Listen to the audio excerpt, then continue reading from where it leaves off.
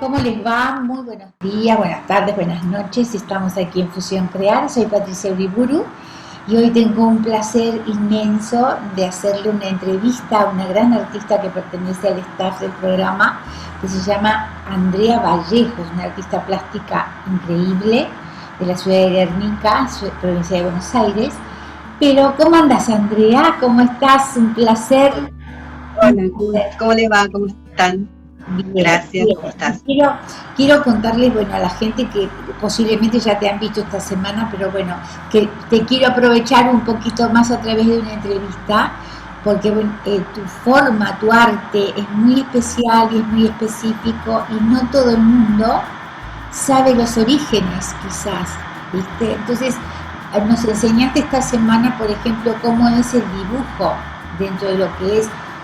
Aparte esta combinación que vos hiciste, porque no todo el mundo, bueno, hay tantas cosas, creo que me empieces a contar y yo por ahí en el medio por ahí te pregunto algo porque me agrada muchísimo, pero desconozco, conozco el movimiento, pero desconozco bien los orígenes, que es lo que me gustaría que me lo contaras. Sí, ¿No es cierto?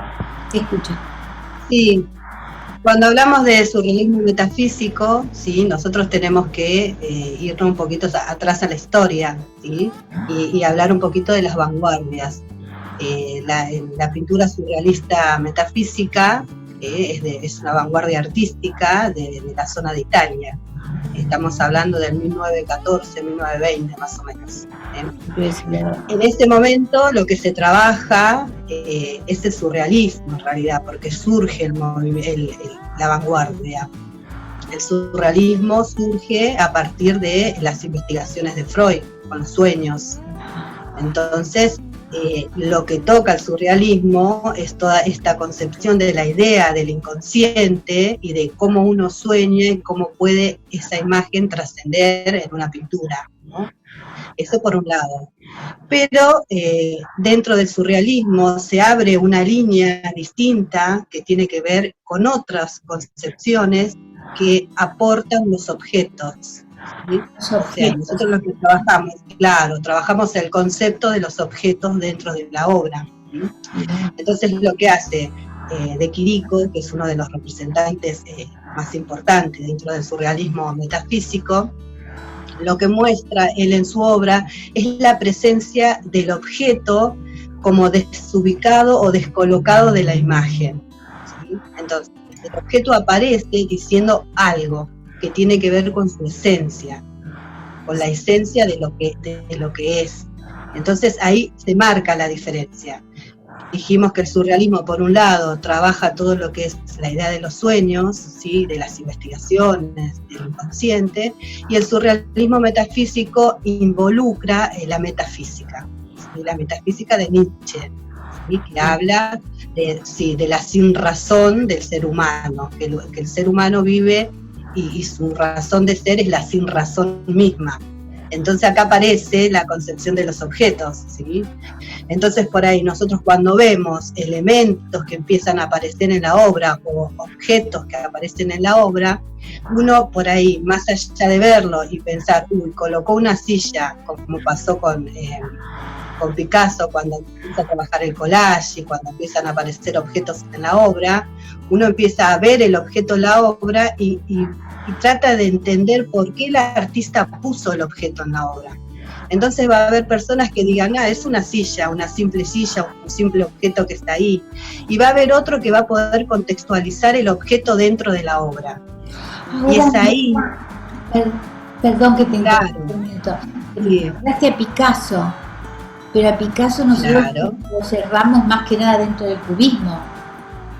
Y él también... Claro, pero Picasso es uno de los iniciadores dentro de lo que es la técnica del collage, que empieza a involucrar objetos en la obra. O sea, todo movimiento, toda vanguardia que empieza a surgir, ¿sí? A partir del 1900, la Primera Guerra Mundial, la Segunda, todo tiene un trasfondo de las vanguardias anteriores, todo tiene es como yo el otro día hablábamos que te decía, dentro de cuando uno pinta, todas las técnicas aprendidas, todo lo que uno pueda incorporar a la obra, no está de más.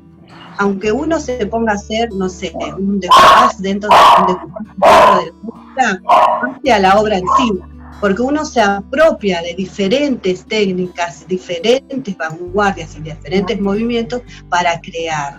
Sí. Entonces, cada movimiento no es determinado en sí, sino que cada movimiento artístico, cada vanguardia artística está como influenciada de diferentes, claro. Entonces ahí está la riqueza de lo que surge, ¿sí?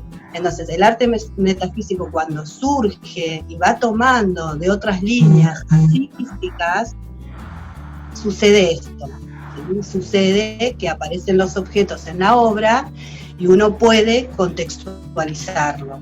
Hay gente que por ahí cuando ve una obra le da la importancia que el artista le dio al colocar el objeto, y hay otras personas que por ahí simplemente pueden ver el objeto involucrado en la obra.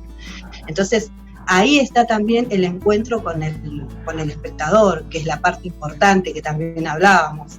El espectador es importantísimo porque se involucra en esa obra y trata de entender qué es lo que el artista dice y por qué colocó ese objeto en particular en su obra, o esa técnica en particular.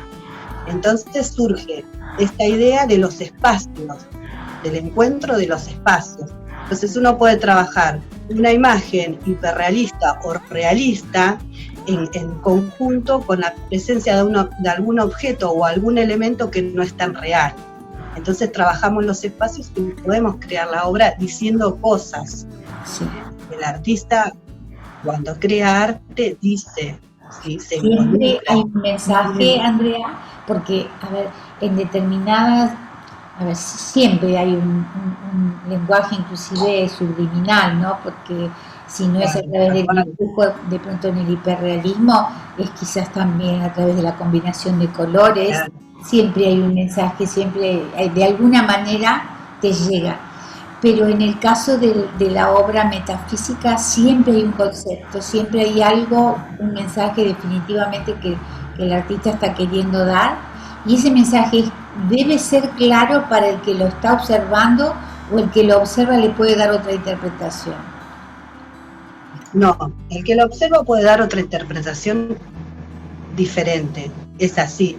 O sea, el artista crea la obra, ¿sí? Y el espectador la define. ¿Sí?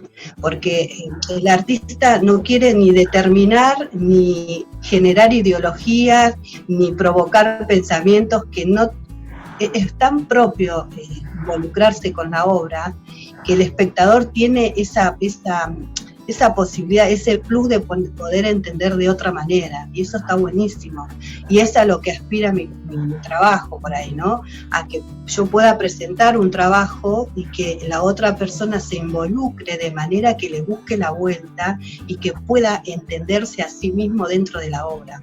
Sí, André, y esa me gustó, me quedó picando esa frase que dijiste de lo metafísico, de vivir la razón sin razón.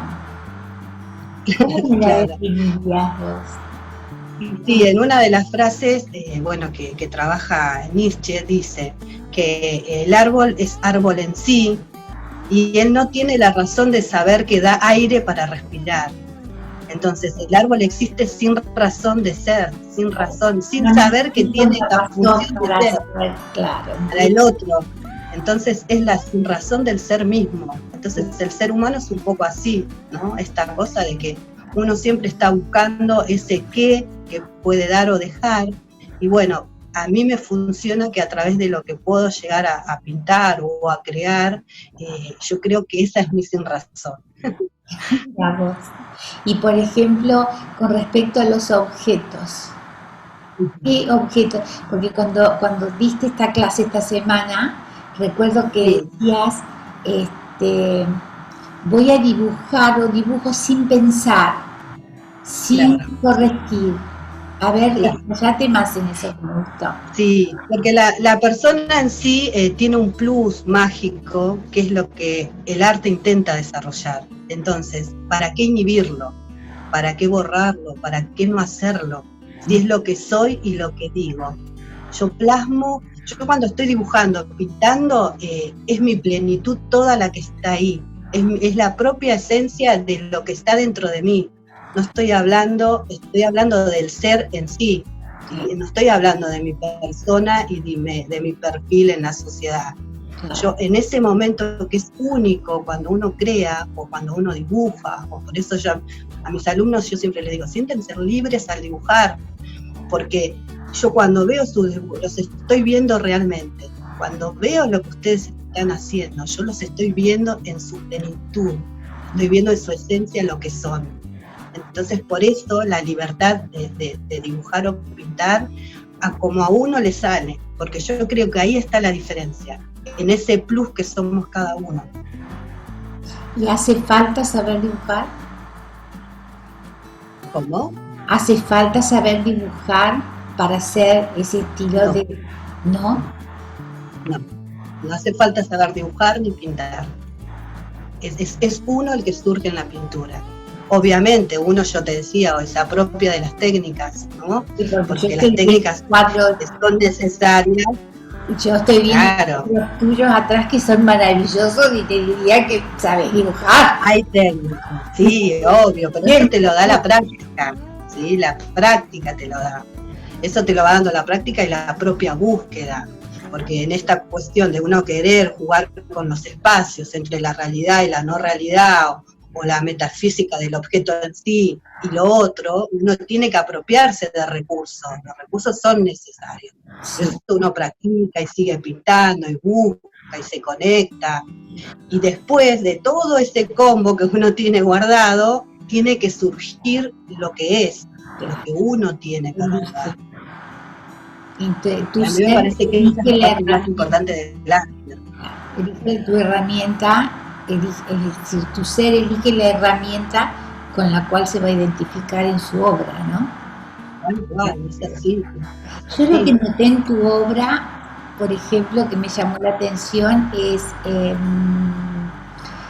la figura humana, la pequeña figura humana, como una constante. Pero no en dimensiones, por ahí sí, en dimensiones, retratos, está bien, pero en pequeños detalles hay como una confluencia de pequeños seres. Siempre aparecen. Sí, siempre aparecen, porque, y vos fíjate que aparecen de una manera indefinida, ¿sí? No tienen un género definido ni una cuestión que determine qué son, ¿sí? Por ahí le doy la intención en el material. Por ejemplo, en el último trabajo que estuvimos haciendo, predomina por ahí el plomo, el metal pesado, ¿no? ¿Y qué significa esto en esa obra? Y bueno, yo estoy hablando de una figura central, sí, la obra está por acá atrás, no sé si la figura central, sí, claro. Esta. ¿Sí? Sí. Una figura central, ¿sí? Que tiene los personajes que están como agarrados o incrustados en la piel, ¿sí? Pero estos personajes no son personas reales, porque tienen un peso propio, ¿sí? En sí, que lo determina, como que es vital. Tapando de la boca uno. Claro, entonces fíjate la cara del personaje, no está feliz, tiene una sensación, le pasa algo, está como, no sé si angustiado, pero está como privado de algunas cuestiones. Y la idea de aparecer de los elementos que construyen, la idea de la construcción, ¿no? De que hablábamos ese día en el dibujo, la construcción del hombre por el hombre, ¿no? Cómo el hombre es construido. O sea, y cómo, es tan real, André, mira, me lo estás explicando y lo estoy identificando tanto a lo que se está viviendo ahora, porque ahora lo que se está viviendo justamente es la reconstrucción, te diría, o construcción del hombre de ahora en más. Que el hombre sí, hay un cambio, yo creo que sí. Yo creo que después de esta situación que nos toca vivir va a haber un cambio rotundo. No todos, André, no todos. Vos sabés que no, igual veo que no se ha despertado, que piensa que bueno, va a volver a hacer todo lo de antes y está esperando que termine y no ojalá que no. Todavía, ¿eh? Ojalá que no sea igual que antes.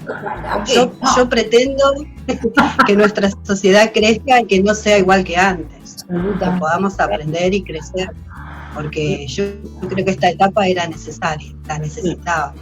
Sí, este parate. Entonces, pero la gente tiene que entender que este parate no es para volverse loco, sino para justamente lo que vos estás exponiendo en tu obra, para reconstruirte, porque nadie puede decir que no estábamos bien, como una vez yo les decía, no estábamos bien, no vamos a mentir, no nos ladrábamos, no nos hablábamos, nos ladrábamos.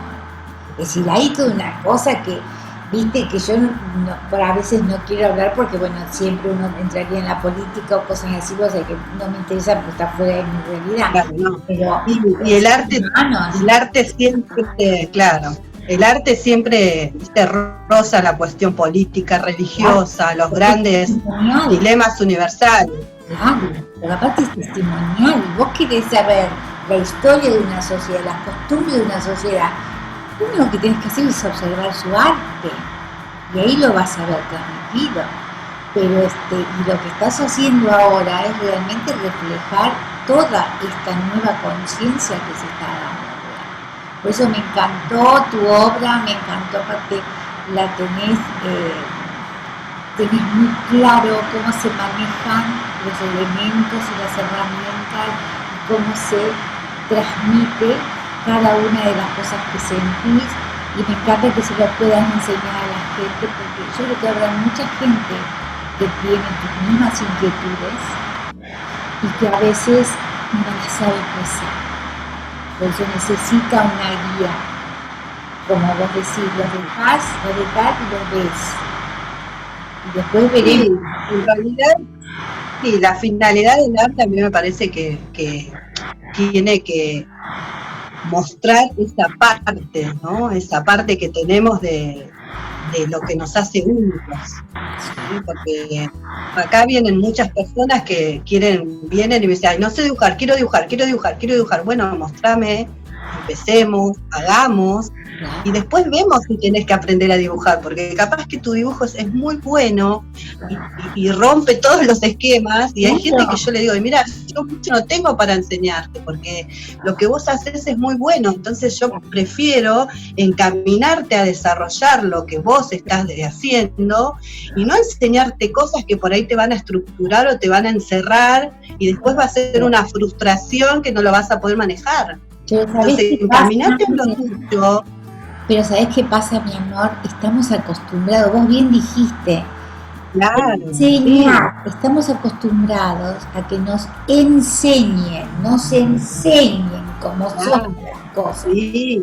Entonces, cuando se encuentran de pronto con una persona como vos, que en realidad querés saber lo que ellos hacen, se descolocan completamente. Se descolocan y se enamoran del taller, porque me lo dicen que los espacios, que ellos no encuentran un espacio parecido por esta cuestión, que cuando la persona se acerca, la búsqueda la transitamos juntos. Claro. O sea, la persona viene a transitar un camino hacia el arte, y yo estoy al lado acompañándolo porque yo también estoy aprendiendo. Entonces todo el tiempo es esta cuestión de que yo encamino, ellos me caminan, todo el tiempo.